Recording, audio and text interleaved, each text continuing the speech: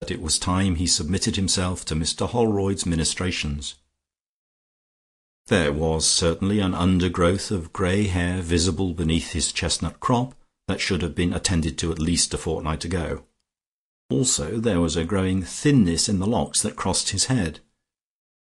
Mr. Holroyd had attended to that before, and had suggested a certain remedy, not in the least inconvenient, unless Georgie proposed to be athletic without a cap in a high wind, and even then not necessarily so. But as he had no intention of being athletic anywhere, with or without a cap, he determined as he went up the stairs that he would follow Mr. Holroyd's advice. Mr. Holroyd's procedure, without this added formula, entailed sitting till it dried, and after that he would have dinner, and then Mr. Holroyd would begin again. He was a very clever person with regard to the face and the hands and the feet. Georgie had been conscious of walking a little lamely lately. He had been even more conscious of the need of hot towels on his face, and the tap-tap of Mr. Holroyd's fingers, and the stretching of Mr. Holroyd's thumb across rather slack surfaces of cheek and chin. In the interval between the hair and the face, Mr. Holroyd should have a good supper downstairs with Foljambe and the cook. And tomorrow morning, when he met Hermy and Ursy, Georgie would be just as spick and span and young as ever, if not more so. Georgie, happy innocent, was completely unaware that the whole of Riseholme knew that the smooth chestnut locks which covered the top of his head were trained like the tendrils of a grapevine from the roots, and flowed like a river over a bare head, and consequently, when Mr. Holroyd explained the proposed innovation, a little central wig, the edges of which would mingle in the most natural manner with his own hair, it seemed to Georgie that nobody would know the difference. In addition, he would be spared those risky moments when he had to take off his hat to a friend in a high wind, for there was always the danger of his hair blowing away from the top of his head and hanging down like the tresses of a Rhine maiden over one shoulder. So Mr. Holroyd was commissioned to put that little affair in hand at once, and when the greyness had been attended to, and Georgie had had his dinner, there came hot towels and tappings on his face, and other ministrations. All was done about 10:30, and when he came downstairs again for a short practice at the bass part of Beethoven's Fifth Symphony, ingeniously arranged for two performers on the piano, he looked with sincere satisfaction at his rosy face in the Cromwellian mirror, and his shoes felt quite comfortable again, and his nails shone like pink stars as his hands dashed wildly about the piano in the quicker passages.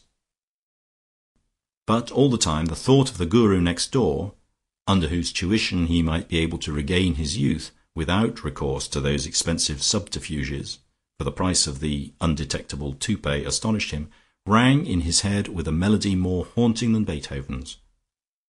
What he would have liked best of all would have been to have the Guru all to himself, so that he should remain perpetually young, while all the rest of Riseholme, including Hermy and Ursy, grew old.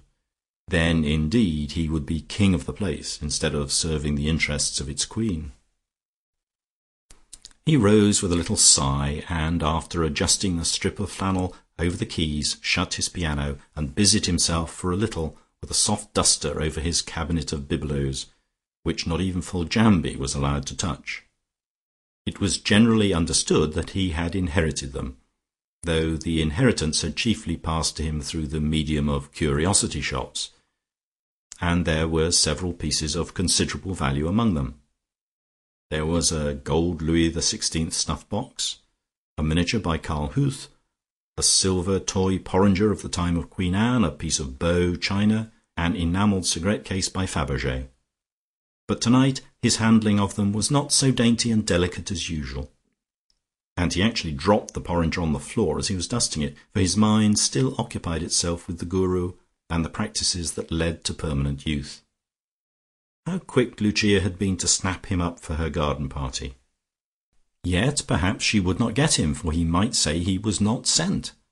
But surely he would be sent to Georgie, whom he knew, the moment he set eyes on him, to have a clean white soul. The clock struck 11, and as usual on warm nights Georgie opened the glass door into his garden and drew in a breath of the night air.